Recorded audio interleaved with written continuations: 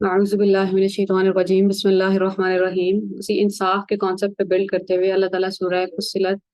کی آیت نمبر 40 میں کہہ رہے ہیں، ان الذین یلحدون فی آیاتنا لا یخفون علینا، جو لوگ ہماری آیات کو الٹے معنی پہناتے ہیں، آیت کا ایک مطلب ہے اور دوسرا مطلب نکالتے ہیں، یا کبھی کبھی زیادہ تر کیا ہوتا ہے قرآن پاک کے ساتھ خاص طور پہ کہ کچھ آیتیں آپ نے بہت ہائی لائٹ کر دی ہیں اور باقی کے حصے کے بارے میں بات ہی نہیں ہو رہی۔ تو وہ جو بھی کر رہے ہیں، لا یخفون علینا، ہم میں سے کچھ بھی چھپا ہوا نہیں ہے، اللہ تعالیٰ کہہ رہے ہیں افمن یلقی فی النار خیر، کیا وہ شخص بہتر ہے جو قیامت والے دن آگ میں جھونک دیا جائے گا، ام من یأتی آمنا یوم القیامہ، یا وہ شخص جو قیامت کے روز امن کی حالت میں حاضر ہوگا، جو ہر طرح سے امن میں ہے۔ اسی لیے وہ فریز بہت کامن ہے، لا خوف علیہم، ان پہ کوئی خوف نہیں ہوگا، ولا ہم یحزنون، اور نہ وہ غمگین ہوں گے۔ خوف کس بات کا ہے کہ اب میرے ساتھ کیا ہونے والا ہے، اب کہیں میں آگ میں نہ پکڑا جاؤں، اب اللہ تعالیٰ مجھ سے ناراض تو نہیں ہے۔ وہ خوف زدہ ہوں گے، لا خوف علیہم فریز ہے ان کے اوپر کوئی خوف نہیں ہوگا۔ اس کا مطلب ہے جیسے کہ کوئی بچہ ہے اور اس کے پاس کہیں پہ آس پاس سانپ ہے، اور لیکن اس کو پتہ نہیں ہے، وہ سمجھے کہ پلاسٹک کا سانپ ہے یا اس نے دیکھا ہی نہیں ہے، تو اس کے اوپر تو خوف ہے، وہ ڈینجر میں ہے، اس کو اندازہ نہیں ہے۔ اور ایک اور سچویشن ہے قیامت والے دن کہ ہمارے اوپر کوئی خوف نہیں ہے لیکن ہم خوف زدہ ہوں گے لوگ، وہ دیکھ کے کہ ابھی کیا ہونے والا ہے میرے ساتھ۔ تو اللہ تعالیٰ کہہ رہے ہیں کہ کون ہے بہتر، اب تم خود چوز کر لو، وہ لوگ جو آگ میں ڈالے جائیں گے یا وہ لوگ جو امن کی حالت میں آئیں گے۔ اور یہ جو ہے نا phrase do whatever you want, Urdu میں ہم کہتے ہیں کہ میری مرضی، اے اللہ تعالیٰ کیا کہہ رہے ہیں، اے عملو ما شئتم، کرتے رہو جو تم چاہو، انہ بما تعملون بصیر، تمہاری ساری حرکتوں کو اللہ دیکھ رہا ہے۔ تو وہ ہے نا، لا اکراہ فی الدین، جبر نہیں ہے دین میں۔ تو اللہ تعالیٰ نے وہ جو وہی فریز آج بھی سر کہہ رہے تھے کہ ولم یرد الا الحیات الدنیا، لوگ ابھی دنیا میں کہتے ہیں نا کہ let me leave my life, مجھے میری زندگی جینے دو، تو اللہ تعالیٰ نے تو کوئی ان کو کوٹ کیا ہے سورہ نجم میں، ولم یرد الا الحیات الدنیا، انہیں دنیا کی زندگی کے سوا کچھ چاہیے ہی نہیں، تو وہ بس یہی کہتے ہیں کہ ہمیں میری زندگی جینے دو اور مجھے تنگ نہ کرو۔ اور وہی فریز ہے اللہ تعالیٰ کہتے ہیں کہ کرو تمہیں جو کرنا ہے، اے عملو ما شئتم، پھر ایک ہی دن دیکھیں گے۔ اچھا جی، اب یہ جو کانسیپٹ ہے نا کہ کیوں ہے اتنی بڑی سزا ہر گناہ کی، اور سب سے پہلے ہمیں وہ بھی ڈیفائن کرنا پڑے گا کہ گناہ ہیں کون سے اور ہم نے کن باتوں کو گناہ بنانے کا۔ آپ کے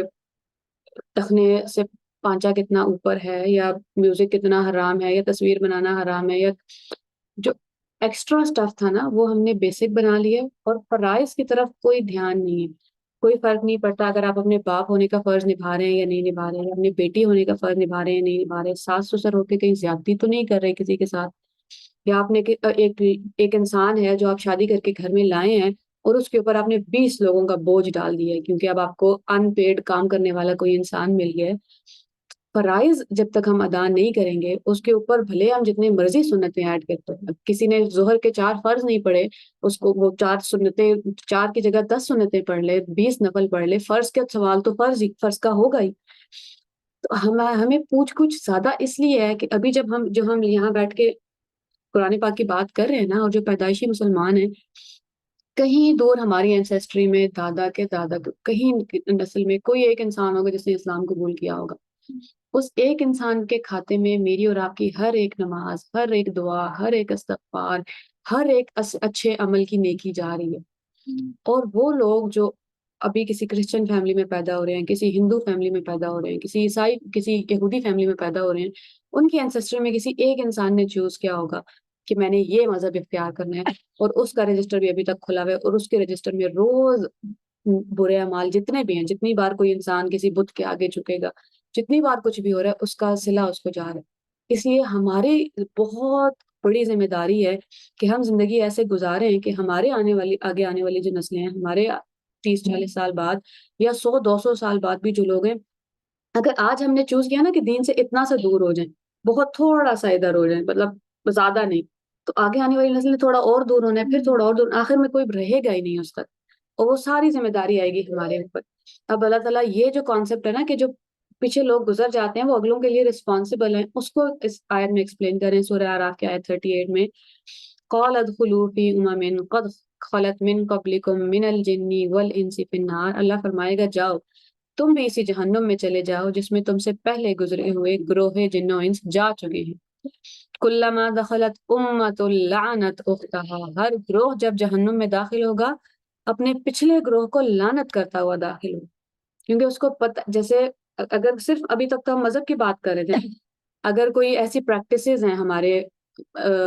کلچر میں، جیسے آپ شادی کا ہی نظام لے لیں، شادی کرنے کے طریقے سے لے کے جوائنٹ فیملی سسٹم کے طریقے تک، یا اس کے بعد جتنے بھی طلاق بھی اگر خدا نخواستہ کہیں پہ ہو رہی ہے تو اس کے جتنے طریقے ہیں سب غیر اسلامی ہیں۔ اسلام کا نام لگا کے اندر کچھ بھی اسلامی نہیں ہے، اور وہ ساری پریکٹسز ہو رہی ہیں، اور اگر آپ کسی کو کوسچن کریں تو وہ بولتے ہیں کہ نہیں یہ تو ہوتا ہی ہے ایسے، اور یہ تو اللہ تعالیٰ نے کہا ہے۔ اگر ہم یہ کہہ دیتے ہیں کہ یہ تو یہی اسلام ہے، تو پھر پچھلی والی آیت لاگو ہوگی جہاں پہ اللہ تعالیٰ نے کہا ہے کہ اللہ تعالیٰ کی آیتیں توڑ مڑوڑ کے پیش کر رہے ہو تو پھر وہ دیکھ لے گا۔ اور اگر یہ کہہ رہے ہیں کہ ہم نے اپنے بڑوں کو ایسے ہی کرتے ہوئے دیکھا ہے، تو پھر اپنے بڑوں کو بھی قیامت والے دن گالیاں ہی دے رہے ہوں گے کہ یہ بھی ہم دیکھیں گے کہ اللہ تعالیٰ کہتے ہیں کہ اگر انہوں نے عقل نہیں کی، اگر تمہارے باپ دادا نے کچھ سوچے سمجھے بغیر زندگی گزار لی ہے، تو پھر کیا تم بھی ان کو ایسے ہی فالو کر لو گے کہ انہوں نے نہیں سوچا تو میں بھی نہیں سوچوں گا؟ حتیٰ کہ وہ سب وہاں جمع ہو جائیں گے تو ہر بعد والا گروہ پہلے گروہ کے حق میں کہے گا اے رب یہ لوگ تھے جنہوں نے ہمیں گمراہ کیا ہے، لہٰذا انہیں آگ کا دوہرا عذاب نے، کہ رسپانسبلٹی آتی ہے نا آپ کے اوپر۔ ابھی ہمارا جو بھی ایکشن ہے، ہم مانے یا نہ مانے، پوری دنیا کے اوپر اس کا امپیکٹ جا رہا ہے۔ اگر ایک انسان کے نماز پڑھنے سے، ہم میں سے کتنے ہیں جنہوں نے نماز پڑھنی صرف اس لیے شروع کی ہے کیونکہ ہماری کوئی خالہ یا کوئی کزن ریگولر تھے نماز میں، یا ہم نے نماز ٹائم پہ اس لیے پڑھنا شروع کیا کہ ہمارا کوئی بہن بھائی ٹائم پہ نماز پڑھتا ہے، یا ہم غصے کو قابو اس لیے کر لیتے ہیں، وہ آ کے ہمیں روزانہ تقریریں تو نہیں سنا رہے ہوتے، صرف اپنے بیہیویئر سے ہم پوری دنیا کو امپیکٹ کر رہے ہیں۔ ایک ایک جو انرجی جا رہی ہے نا، جب ہم بیٹھ کے برائی کے بارے میں سوچ رہے ہوتے ہیں کہ فلاں انسان نے یہ بھی غلط کیا، یہ بھی غلط کیا، یہ بھی غلط کیا، نیگیٹو انرجیز بھیج رہے ہیں ہم دنیا کے اندر، اور وہیں بیٹھ کے بس ہم ایک لمحے کے لیے سوچ رہے ہیں یا اللہ ساری دنیا کی خیر ہو، سارے امن سکون میں ہوں، جو لوگ اس ٹائم سفر میں ہیں وہ اچھے سے گھر پہنچیں، کبھی بارش ہو رہی ہے تو بس گھر بیٹھے دعا کر دیں گے اللہ جتنے لوگ سفر میں ہیں، جتنے لوگوں کے مکان کچے ہیں، یا اللہ وہ سکون سے ہوں۔ تو ہم نے دعا بھیج دی ہے لوگوں تک، اور وہ دعا پہنچے گی، اور ہو سکتا ہے صرف ہماری ایک دعا کی وجہ سے کوئی ایک ایکسیڈنٹ سے بچ جائے، کسی ایک کا چھت گرنے سے بچ جائے۔ تو ہماری جو چھوٹے عمل ہیں نا، وہ ابھی بھی امپیکٹ کر رہے ہیں، اور سالوں بعد آنے والے بھی امپیکٹ کریں گے۔ تو اللہ تعالیٰ کرے کہ ہم ایسی جنریشن ہو کہ جو آگے آنے والے لوگ ہیں ان کے نیک اعمالوں سے ہمارا رجسٹر پڑھا جائے، ان کے برے اعمال نہ ہمارے اوپر ڈال دیے جائے۔ جواب میں ارشاد ہوگا ہر ایک کے لیے دوہرا ہی عذاب ہے مگر تم جانتے نہیں۔ کیوں دوہرا عذاب ہے آگے آنے والوں کے لیے بھی، کہ تم نے خود کیوں نہیں سوچا، پچھلے والوں پہ کیوں ڈیپینڈ کر کے زندگی گزارتے رہے۔ اچھا جی، ایک لاسٹ سینیریو کہ قیامت والے دن ہوگا کیا جب لوگ عذاب کو دیکھیں گے، وہ عذاب جیسے ہم نے تو بڑا وہ لیا ہوا ہے نا، لائٹ لیا ہوا ہے کہ کوئی نہیں آگ ہے۔ جب ہم آگ کے بارے میں سوچتے ہیں، اور جو ہمیں بچپن میں سٹوری سنائی جاتی تھی کہ ایک کڑا ہے اور ایک بڑی سی بلڈنگ سے آپ کو پھینکا جا رہا ہے اور آپ پکوڑا بن کے، ٹھیک ہے، بچوں کو تو ویسے بھی نہیں سکھانا چاہیے۔ ایک میری اسٹوڈنٹ تھی، وہ کہنی تھی وہ کسی جمعے کے خطبے پہ گئی ہیں اور امام صاحب خطبہ دے رہے تھے، میں نے ویسے ہی پوچھ لیا کہ کیا کہہ رہے تھے، وہ تو کہہ رہی تھی کہ وہ کہہ رہے تھے کہ آپ ایکسیڈنٹلی روزہ نہیں توڑ سکتے، اگر بھول کے بھی کچھ نہیں کھا سکتے، اور جو بچے جو روزہ نہیں رکھتے، یا بچوں سے خاص طور پہ بات ہو رہی تھی کہ قیامت والے دن پھر آپ کو اتنے لمبے عرصے تک بھوکا رکھا جائے گا اور پیاسا رکھا جائے گا کیونکہ آپ نے روزہ نہیں رکھا۔ اور میں شوق تھی کہ سارے بچے تو ویسے ہی اتنے پیار سے روزہ رکھ رہے ہوتے ہیں، ایک بندہ جو پہلے ہی روزہ پیار سے رکھ رہا ہے اس کے دل میں اب آپ کو ڈر ڈالنے کی کیا ضرورت ہے؟ بچوں کو تو یہ طریقہ ہی نہیں ہے چیزیں سکھانے کا۔ یا جیسے کوئی ایک مدر تھی، وہ اپنی بچی کو صرف یہ سمجھانا چاہتی تھی کہ بیٹا پانی ضائع نہیں کرو، اور انہوں نے اسٹیٹمنٹ کیا بولی کہ جو بھی تم پانی استعمال کر رہی ہو تمہیں ایک ایک قطرے کا حساب دینا پڑے گا۔ تو وہ پیرانوائڈ ہو گئی کہ اللہ تعالیٰ مطلب اتنے کم ظرف ہیں خدا نہ خواستہ کہ اللہ تعالیٰ مجھ سے ایک ایک قطرے کا حساب لیں گے کہ جو پانی میں پی رہی ہوں، جو پانی میں ہاتھ دھو رہی ہوں، جو اور پھر مجھے آدھا گھنٹہ لگا کے ایکسپلین کرنا پڑا کہ وہ صرف یہ کہنا چاہ رہی تھی کہ پانی ضائع نہیں کرو، کیونکہ قیامت والے دن ہمیں پتہ ہے کچھ لوگوں کا حساب ہوگا بڑا آسان اور کچھ کا حساب ہے بڑا مشکل۔ آسان حساب کا کیا مطلب ہے کہ جن لوگوں کا رجسٹر ان کے سیدھے ہاتھ میں مل گیا ہے، اب ان سے فرشتے رجسٹر کھول کے نہیں کہیں گے 25 مئی کو 2023 کو یہ کیا کیا تم نے، یہ 2024 میں 1 جنوری کو یہ کیا کیا۔ ان سے بس فرشتے وہ رجسٹر لے کے جائیں گے، جنت کے پاس فرشتے کھڑے ہوں گے، وہ کہیں گے ٹھیک ہے آپ جا سکتے ہیں کیونکہ آپ کا حساب پہلے ہی سیدھے ہاتھ میں مل گیا۔ تو اللہ کرے کہ ہم میجورٹی میں جو اچھے لوگ ہیں ان کا حساب ایسے ہی ہونا ہے. ہم نے کوئی قیامت سے اتنا بھی نہیں ڈر جانا کہ اب آپ ایک چھوٹی چھوٹی چیز کے اوپر بھی پکڑ کے بیٹھ جائیں کہ نہیں یہ بھی اللہ تعالیٰ نے نہیں معاف کرنا اور یہ بھی اللہ تعالیٰ نے نہیں معاف کرنا. دونوں چیزیں بیلنس کر کے چلنی کہ اللہ تعالیٰ کا ظرف بھی بہت بڑا ہے. اگر ہم کوشش کر رہے ہیں تو ظاہر غلطیاں ہوں گی بیچ میں. کتنی دفعہ اللہ تعالیٰ کہتے ہیں جو لوگ ایمان لائے ہیں اور نیک عمل کرتے ہیں اللہ انہیں معاف کر دے گا. اور پھر ہم سوچتے ہیں کہ ہم تو سوچتے ہیں کہ ایمان اور نیک عمل کرنے والے برے کام ہی نہیں کرتے. نہیں کرتے ہیں, اللہ تعالیٰ نے معاف کر دیں گے.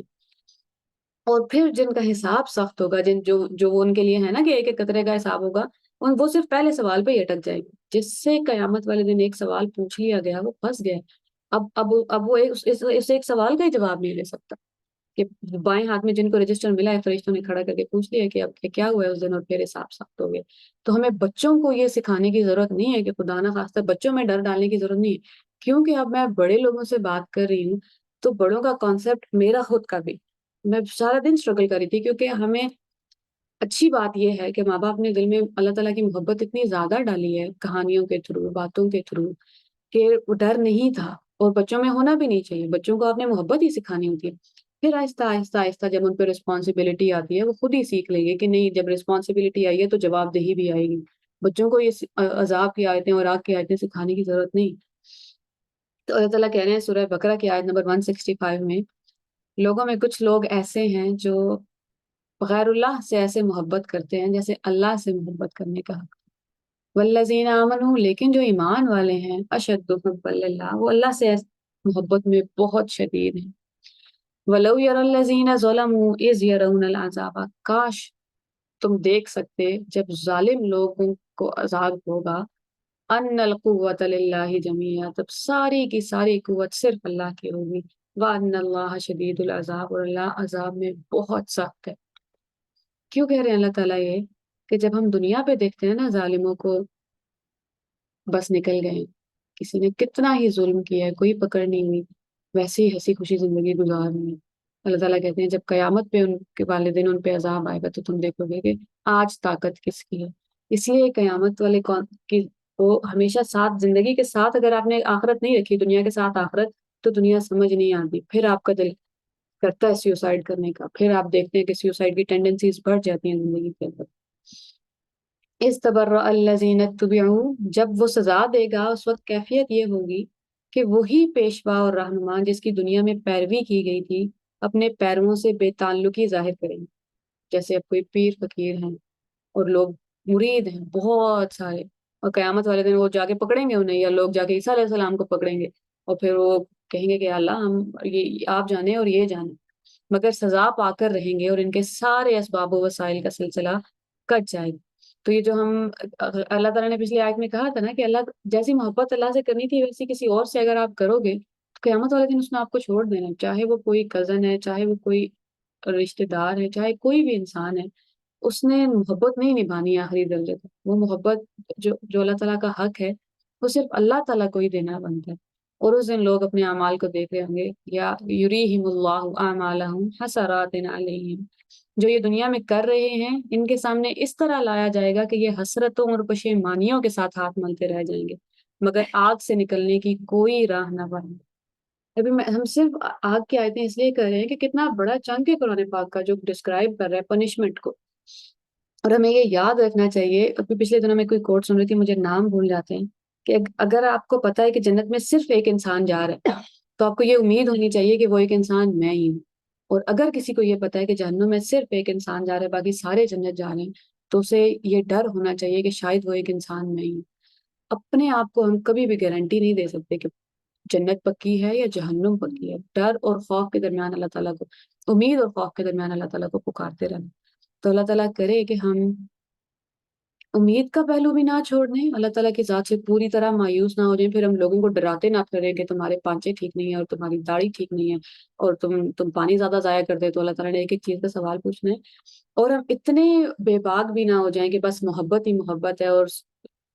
جزا نام کی کوئی چیز ہی نہیں ہے اور حساب و کتاب نام کی کوئی چیز ہی نہیں ہے. اللہ تعالیٰ کرے کہ ہم ایک بیلنسڈ زندگی گزاریں اور ہم ایک ایسی جنریشن ہوں کہ آنے والی جنریشن